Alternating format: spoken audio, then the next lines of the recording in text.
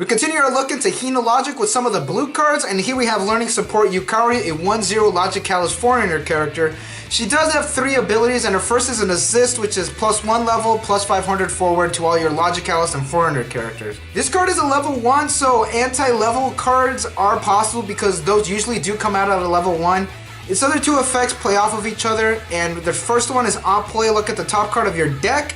If it's a Logicalist or Foreigner character, put it face down underneath this card as a marker, and then you could pay 1 and rest 2 characters, and then you could salvage a Logicalist or a Foreigner character. I'm probably gonna say you could skip this one. The boost from the first effect is decent. It's honestly not that great. You most likely will get a marker from its second effect because the deck is nothing but Logicalist and Foreigner characters, assuming you're running the build that most of us are thinking of. The salvage is kind of standard, although it does kind of suck that you still need to pay 1, get rid of the marker, and then you gotta rest 2. So pretty much if you top deck a Climax or an event, you get nothing.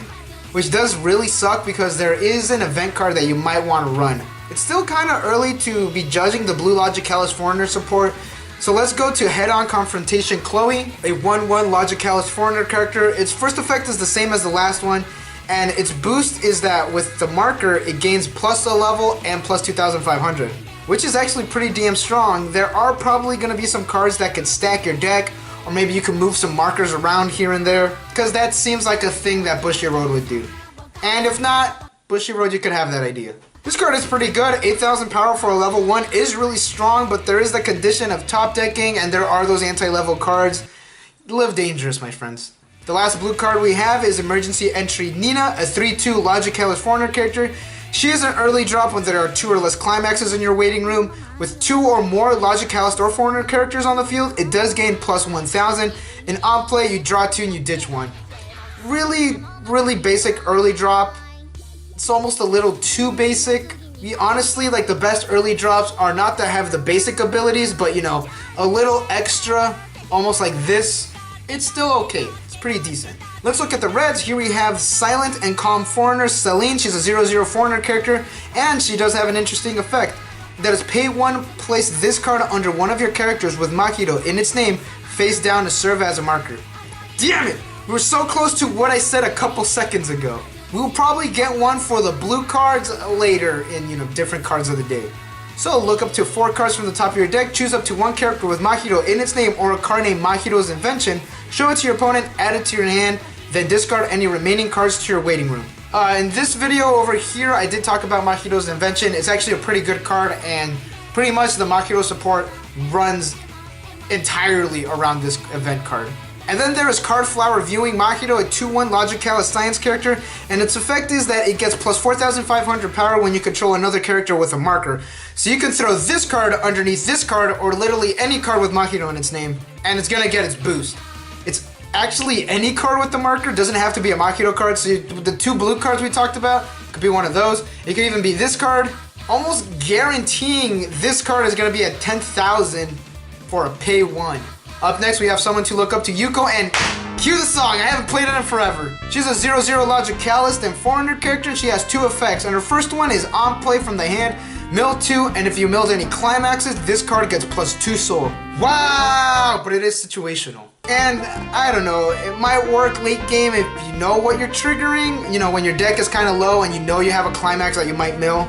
Its other effect is honestly a little more doable.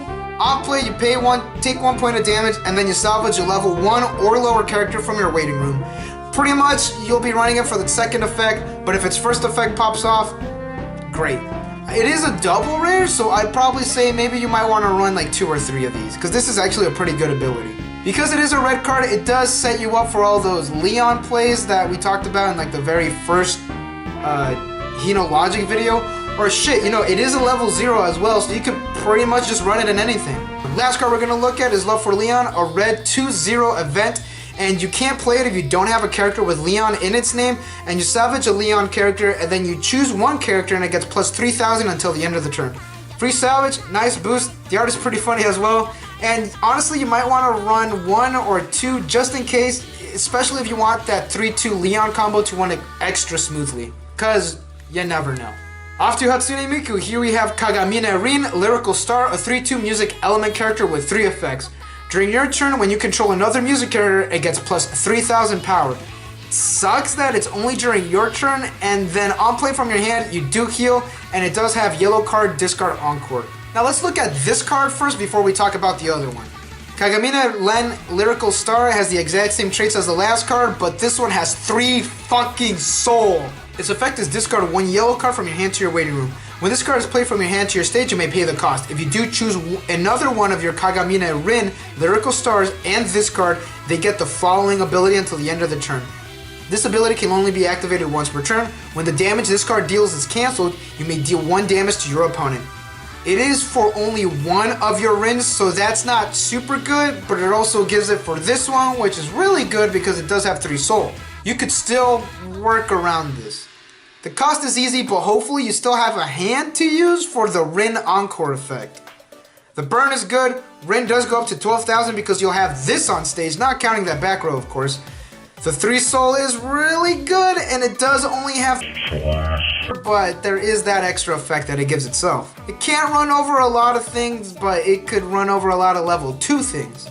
Interesting combo. Honestly, doesn't really seem that top tier, but that's a lot of damage. It'd be a lot better if it gave the ability to all of your Rins. But hey, still not bad. Honestly, what could help with this combo is Hatsune Miku Demon Star, a 2/1 green music devil character, and she has a level assist, which is times 500 forward, and when a climax is played, you choose a character and it gets plus 1000 power until the end of your opponent's turn. So what's tight is that it does stick around until your next turn. Ultimately, this card is pretty standard, but pretty good as well. Let's look at some climax combos. Here we have Megurine Luka Izayoi, a 1/1 red music Wafuku character. Her effect is continuous. When you have 2 or more other music characters, this card gets plus 1500 power and character discard encore. Back row does count, so it's another one that's sticking around for a really long time. Its climax combo is when the climax Akahitoha is played onto your climax border, and this card is in your center stage. Choose up to 1 cost 0 or lower music character from your waiting room, play it onto any border on the stage, and during the end of the turn, send that card to your memory. Ah, hell yeah, that's great. Although it does send the card to the memory, which you probably... Wait, this is a cost 0. Time Machine Turbo? Here's the climax. It's a red stock soul and 2 soul when you trigger it. Ah, damn, it's these two again. Here we have Lem Patisserie Hansel. I hope I said that right. And he's a 0/0 music suites character with 2 effects. His first effect is rest this card when there are no markers beneath this card. Choose 1 music character from your waiting room. Place it underneath this card face down to serve as a marker. But what do you do with it?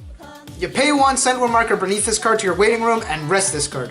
Look at the top 4 cards from your deck, choose 1 music character amongst them, show it to your opponent, add it to your hand, then discard any remaining cards to the waiting room. So you can get any music character, and this is a level 0, so you can pretty much run it in any deck. And honestly, you will be running its first effect, wait a turn, use its second effect, wait a turn, use its first effect, wait a turn, use its second effect, over and over again. It's super slow.